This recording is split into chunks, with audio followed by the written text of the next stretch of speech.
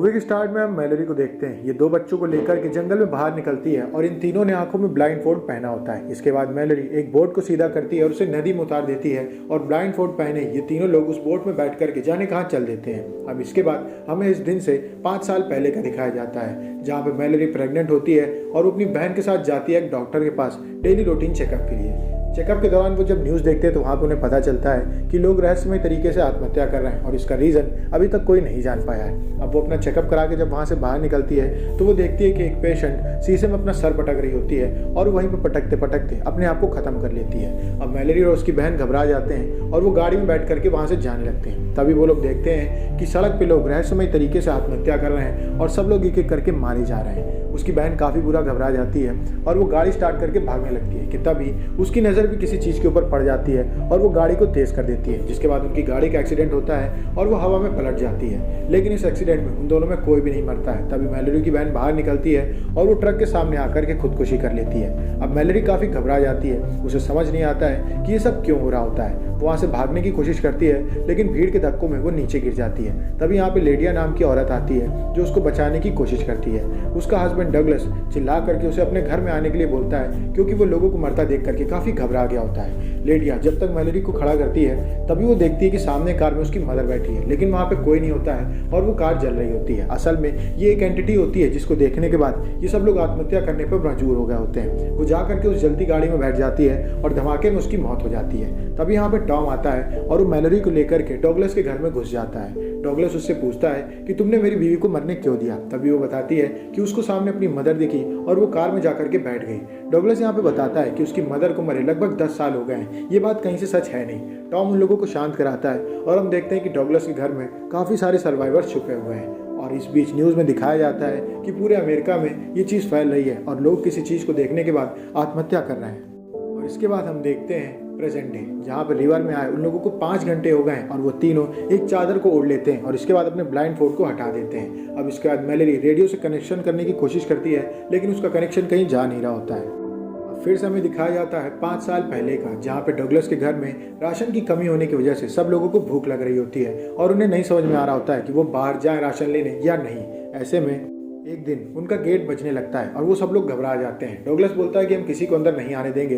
तभी Malory Douglas के ऊपर गन तान देती है, जिसके बाद वो सब लोग अपनी आंखें बंद कर लेते हैं क्योंकि ये मानना होता है कि अगर आप इन्फेक्टेड बंदे की आंख में देखेंगे तो आप भी सुसाइड करने के लिए तैयार हो जाएंगे। अब ये सब लोग आंखें बंद करके गेट की तरफ देखते हैं। जब वो लोग गेट ओपन करते हैं तो ओलंपिया नाम की औरत अंदर आती है। ये प्रेग्नेंट होती है और वो बताती है कि जिस घर में वो छुपी हुई थी वहाँ का सारा राशन वो खा चुकी है और उसके पास खाने की कमी है। अब डगलस उसे देख करके कहता है कि अब हमें खाना ज़रूर लाना होगा। अब यहाँ पे हमें ग्रेग दिखाया जाता है जो एक सोल्यूशन के साथ आता है। वो बोलता है कि हम कैमरेज में देखते हैं, अगर वो एंटिटी कैमरे में दिखती है और हम इन्फेक्टेड नहीं होते हैं तो हम कैमराज की हेल्प से यहाँ से जा सकते हैं सुपरमार्केट तक और वहाँ पे ज़रूरत का सामान खरीद के वापस आ सकते हैं। अब यहाँ पे ये प्रॉब्लम होती है कि उन मॉनिटर्स पे कौन देखेगा, जिसके बाद ग्रेग अपने आप को चूज़ करता है और वो बैठ जाता है एक कुर्सी पे जहाँ पे उसके हाथ पैर बांध दिए जाते हैं और उसके सामने एक मॉनिटर रखा जाता है जो कि बाहर के सभी कैमरास को दिखा रहा होता है। तभी उसे मॉनिटर में एक एंटिटी दिखाई देती है, जिसके बाद वो अपने आप को सुसाइड करने के लिए तैयार कर लेता है और सामने रखी टेबल में सर भटकने लगता है। सब लोग उसकी आवाज़ सुन करके ऊपर आते हैं लेकिन तब तक देर हो गई होती है और ग्रेग ने आत्महत्या कर ली होती है। अब ग्रेग को इस तरह मरता देख के सब लोग घबरा जाते हैं कि वो मॉनिटर की हेल्प से भी सुपरमार्केट नहीं जा सकते हैं और खाना वो लाएं कैसे। अब हमें फिर प्रेजेंट टाइम दिखाया जाता है जहाँ पे उन्हें नदी में 14 घंटे हो चुके हैं। इस बीच उन्हें एक आवाज़ सुनाई देती है जो उनसे ब्लाइंड फोल्ड हटाने के लिए कहती है। मैलोरी बच्चों को नीचे छुपने के लिए कहती है और वो हाथ में गन लेकर के तैयार हो जाती है। तभी वो आदमी मैलोरी के पास आ जाता है और उसके ऊपर अटैक करने लगता है। अब मैलोरी उसके ऊपर चाकू से अटैक करके उसे मार देती है और हमें पता चलता है कि ये एंटिटी 2 तरीके के लोगों के ऊपर कंट्रोल करती है। एक वो लोग होते हैं जो उसको देखते ही आत्महत्या कर लेते हैं और दूसरे रोल उसकी हेल्प करके दूसरे लोगों के ब्लाइंड फोल्ड हटा करके उन्हें आत्महत्या करवाने पे मजबूर करते हैं और ये आदमी वही था। अब इसके बाद हमें आज से 5 साल पहले का दिखाया जाता है जहाँ पे उनके घर का खाना अब पूरी तरीके से खत्म हो चुका है और उन्हें अब हर हाल में कहीं से खाना लाना ही होगा। तभी चार्ली उनके पास आकर के कहता है कि वो एक सुपरमार्केट में काम किया करता था और वहाँ की चाबी उसी के पास है और इस समय वहाँ पे काफ़ी सारा खाना मौजूद है। उन्हें बस कुछ भी करके उस सुपरमार्केट में पहुँचना होगा।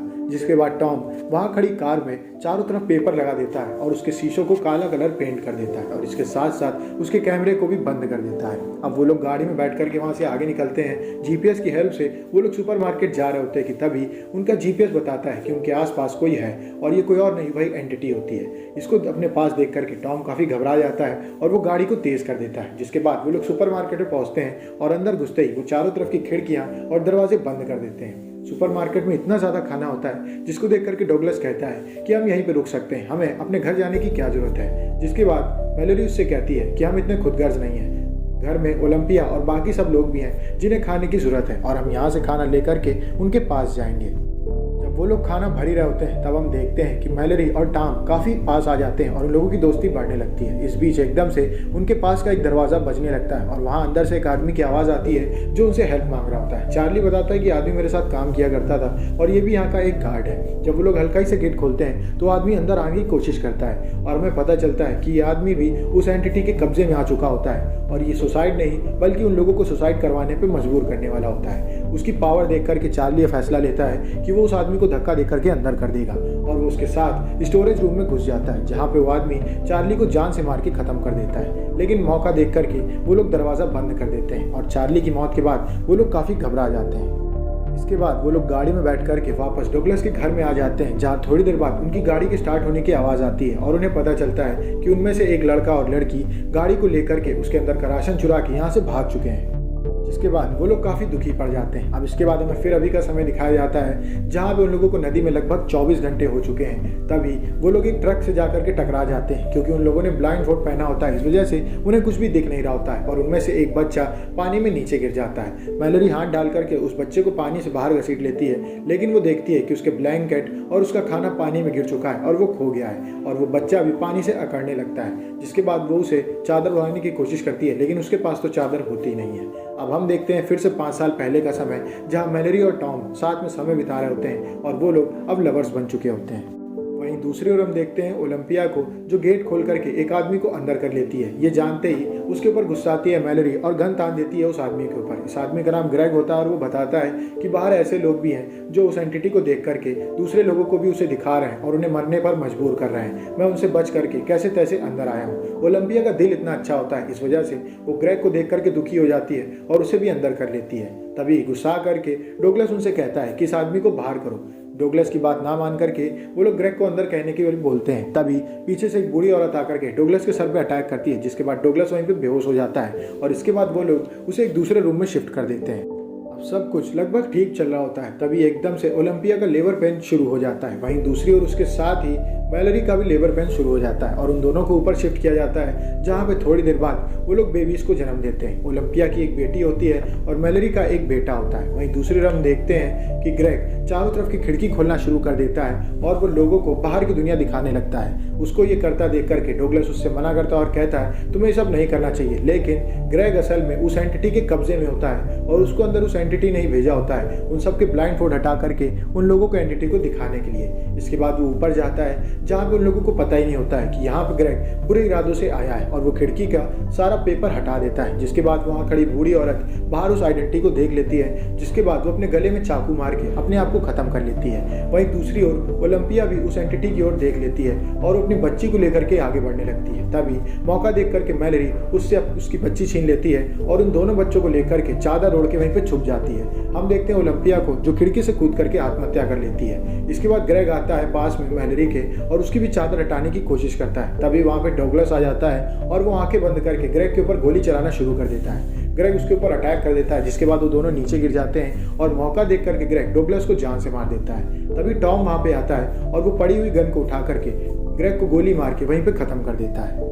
अब उस घर में टॉम, मैलोरी और वो 2 बच्चे ही बचते हैं। जिसके बाद 5 साल हो जाते हैं और वो बच्चे बड़े हो गए होते हैं। टॉम ने उन्हें ट्रेनिंग दी होती है ब्लाइंड फोल्ड बांध करके दुनिया में आगे चलने का और चीज़ों को समझने का। हम टॉम को देखते हैं जो बाहर कहीं किसी से कम्युनिकेट करने की कोशिश करता है ताकि कोई उसकी हेल्प कर सके, लेकिन उसका किसी से भी कम्युनिकेशन नहीं हो पा रहा होता है। ऐसे में एक दिन उसकी मुलाकात रिग नाम के एक आदमी से होती है रेडियो पे।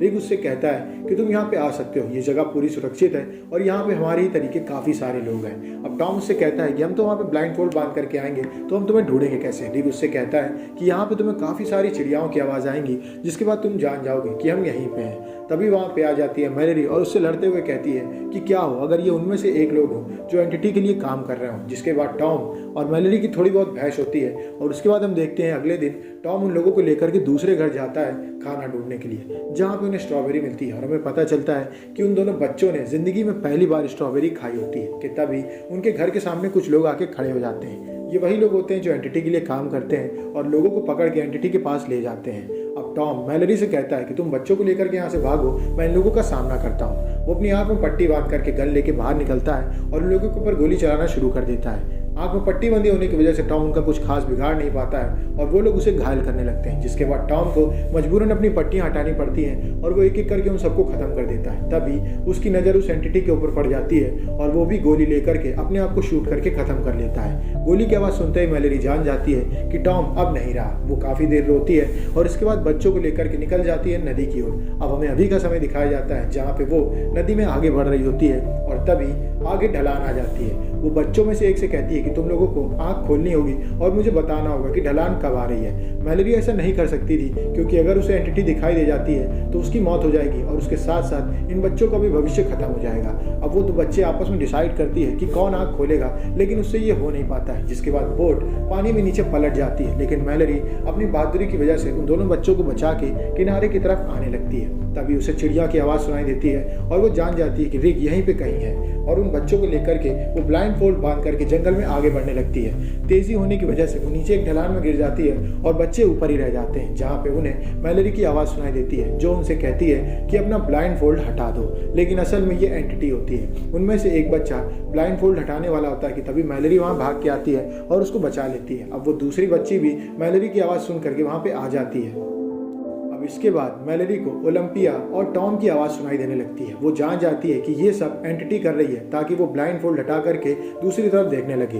वो उसकी बात नहीं सुनती है और जंगल में आगे बढ़ने लगती है जहाँ से चिड़िया की आवाज़ आ रही होती है। तभी एंटिटी गुस्सा जाती है और वो काफ़ी तेज चिल्लाती है। ये आवाज़ इतनी खतरनाक होती है कि मैलरी डर जाती है और वो बच्चों को लेकर के आगे भागती है, जहाँ पे वो एक गेट से टकराती है और जब वो उसे खटखटाती है तो उसके अंदर से कुछ लोग आते हैं और उसे अंदर घसीट लेते हैं। इसके बाद वो उन तीनों की पट्टी हटा करके उनकी आंखें चेक करते हैं कि कहीं ये इन्फेक्टेड तो नहीं है, जहाँ पर उन्हें पता चलता है कि ये तीनों लोग ठीक हैं। और हमें पता चलता है कि रिग जहाँ पे रहता है वहाँ पे लगभग सभी लोग अंधे हैं या उन्हें आँख की कोई दिक्कत है और रिग भी एक अंधा होता है। जब मैलरी अंदर जाती है तो वहाँ पे देखती है उस डॉक्टर को जो उसका डेली रूटीन चेकअप किया करती थी। डॉक्टर को देख के वो काफ़ी खुश होती है और बच्चों ने पहली बार अपनी ज़िंदगी में दूसरे बच्चों को देखा होता है और वो लोग वहीं पे खेल रहे होते हैं और ये मूवी यहीं पे खत्म हो जाती है। अगर आपको वीडियो अच्छी लगी वीडियो को लाइक करें, चैनल को सब्सक्राइब करें। मिलते हैं आपसे नेक्स्ट वीडियो में, तब तक के लिए stay safe, stay healthy, bye bye.